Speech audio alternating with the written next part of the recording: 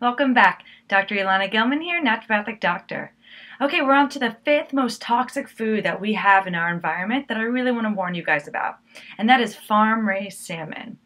Now, I actually learned a lot about this when I did my research to share with you guys, but these salmon are just pinned in cages and they're fed the following food. I think it's disgusting. They're fed soy, they're fed poultry litter, and they're fed hydrolyzed chicken feathers. And so that's going into their bodies, obviously not a natural food for them. And then these fish end up being way more contaminated than wild fish. They are contaminated with substances that include carcinogens, PCBs, brominated flame retardants, and pesticides. Two pesticides that we find in the research that are found in the fish are DDT and dioxins. Both of those pesticides have been linked to cancer and to obesity and diabetes. So this is not a very healthy option when it comes to choosing good quality food that's nutrient dense and that's healthy for our bodies.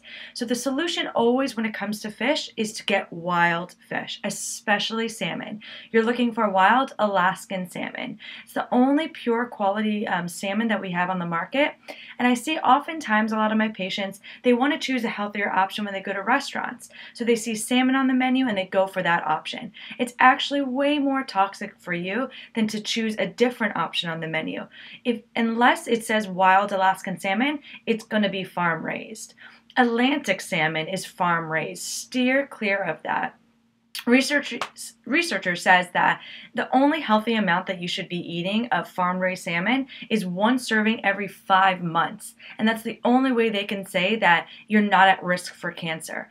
Any more servings of farm-raised salmon, more than once every 5 months, you've got an increased risk of cancer. So that's just, that number is just way too high. So just steer clear and get wild Alaskan salmon. The other little tidbit I want to mention is that the only canned fish that I will buy happens to be wild salmon, just for the cost and because of the nutrient density.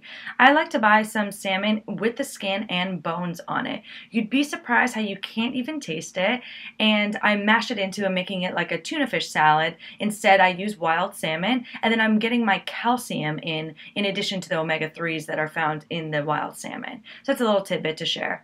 Okay, hope you can steer clear of all farm-raised salmon and go for wild Alaskan salmon. Okay, have a great week. I'll come back for the sixth food next week. All right, bye-bye.